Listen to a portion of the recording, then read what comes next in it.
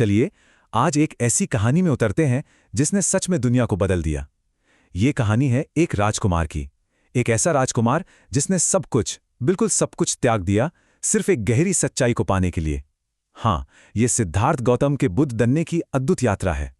मशहूर इतिहासकार AL. Basham ने बिल्कुल सही कहा था कि बुद्ध का जीवन मानव इतिहास की सबसे करुणामयी कहानियों में से एक है। और ये बात बिल्कुल सच है। जानते हैं क्यों? क्योंकि ये कहानी सिर्फ एक इंसान की नहीं है, कहीं न कहीं ये हम सब की उस खोज की कहानी है, दुख से परे जाने का रास्ता ढूंढने की खोज। तो कहानी की शुरुआत होती है एक सोने के पिंजरे से। हाँ, एक सोने का पिंजरा। और इस पिंजरे में थे एक राजकुमार सिद्धार्थ। उनका जीवन हर सुख सुविधा से लबालब भरा हुआ था, पर ये एक ऐसा पिंजरा था जिसे बहुत सावधानी से, जानबूझकर दुनिया की कठोर सच्चाइयों से दूर रखा गया था। तो ये राजकुमार थे सिद्धार्थ गौतम। जन्म हुआ लुम्बिनी में, जो आज नेपाल में है, और उनके पिता थे शाक्य गणराज्य के प्रमुख शुद्धोधन। लेकिन देखिए, उनका जीवन जन्म से ही एक बहुत बड़ी त्रासदी से घिरा था। उनकी मां माया देवी का निधन उनके जन्म के सिर्फ 7 दिन बाद हो गया। शायद यही वो वजह थी कि उनके पिता ने कसम खा ली थी कि वो सिद्धार्थ को दुनिया के हर दुख से, हर तकलीफ से बचाकर रखेंगे। और ऐसा नहीं था कि उनकी शिक्षा में कोई कमी थी। अरे, वेदों से लेकर युद्ध कला तक सिद्धार्थ ने हर चीज में महारत हासिल की। बाहर से देखने पर उनका जीवन बिल्कुल परफेक्ट लगता था, एकदम आदर्श। लेकिन असल में ये एक ऐसी आदर्श दुनिया थी जो एक धोखे पर, एक झूठ पर बनी थी। एक ऐसी दुनिया जिसमें दुख, बीमारी और मौत जैसे शब्दों की कोई जगह ही नहीं थी। और अंदर ही अंदर जो उनकी बेचैनी बढ़ रही थी, उसका सबसे बड़ा सबूत शायद उनके अपने बेटे का नाम था। जानते हैं उन्होंने अपने बेटे का नाम क्या रखा? राहुल। और राहुल का मतलब होता है बंधन या बेड़ी। सोचिए, ये नाम ही हमें बता देता है कि वो राजकुमार अपने ही महल में, अपनी ही जिंदगी में कितना फंसा हुआ, कितना बंधा हुआ महसूस कर रहे थे। लेकिन सच को भला कब तक दीवारों में कैद रखा जा सकता है? नहीं रखा जा सकता। और फिर एक दिन वो दीवारें टूट गईं। वो पल आ ही गया जिसने सिद्धार्थ के जीवन की दिशा हमेशा हमेशा के लिए बदल दी। पहली बार अपने महल से बाहर निकलकर सिद्धार्थ ने वो हकीकत देखी जिसे इतने सालों से उनसे छुपाया गया था। उन्होंने एक बूढ़े, कमजोर इंसान को देखा और उन्हें उम्र ढलने की सच्चाई का पता चला। फिर उन्होंने एक बीमार व्यक्ति को देखा और उन्हें शरीर की कमजोरी का एहसास हुआ। फिर उन्होंने एक शव को देखा और उन्हें मौत की अटल सच्चाई का सामना करना पड़ा। और इन सब के बाद उन्होंने देखा एक शांत तपस्वी को, एक ऐसा इंसान जिसने उन्हें दिखाया कि शायद इन सारे दुखों से पार पाने का कोई रास्ता हो सकता है। ये 4 नज़ारे उनके मन पर ऐसे छा गए कि उन्होंने एक ऐसा फैसला लिया जो इतिहास में हमेशा के लिए अमर हो गया। उन्होंने तय किया कि वो सब कुछ पीछे छोड़ देंगे, अपना राजपाट, अपना परिवार, अपना हर ऐशो आराम, सिर्फ एक सवाल का जवाब ढूंढने के लिए कि इस दुख का अंत कैसे हो सकता है।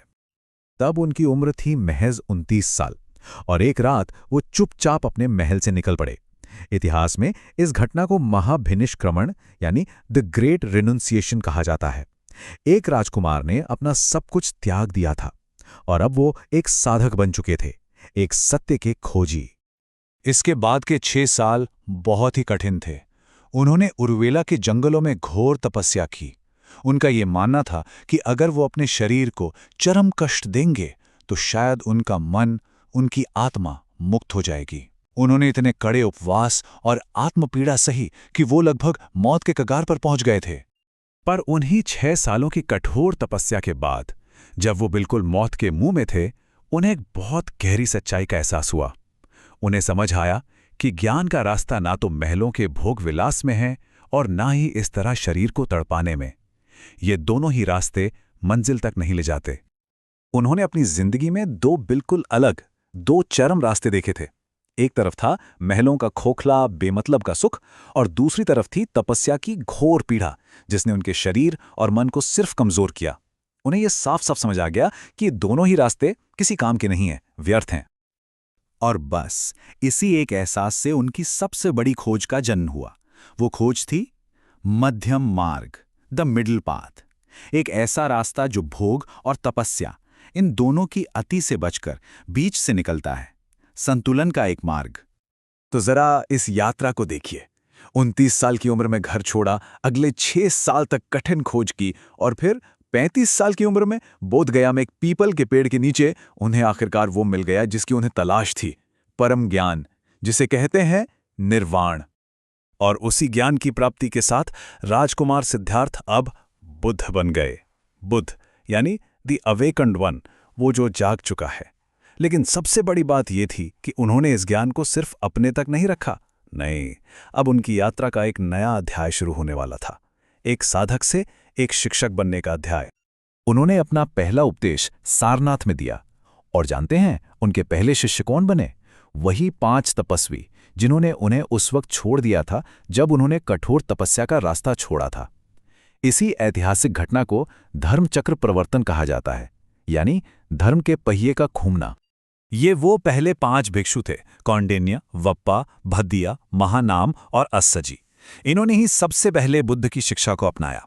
इनमें से कौंडिन्य वो पहले इंसान थे जिन्होंने उनके ज्ञान के सार को पूरी तरह समझा, और इन्हीं 5 लोगों से उस विशाल आध्यात्मिक समुदाय की नींव पड़ी जिसे आज दुनिया संघ के नाम से जानती है। और फिर 80 साल की उम्र में अपने महापरिनिर्वाण से ठीक पहले उन्होंने अपने शिष्यों को अपनी अंतिम और शायद सबसे शक्तिशाली शिक्षा दी। उन्होंने कहा, आप दीपो भव। इसका मतलब है स्वयं अपना दीपक बनो, किसी और पर, किसी बाहरी सहारे पर निर्भर मत रहो, अपना रास्ता, अपनी रोशनी खुद खोजो।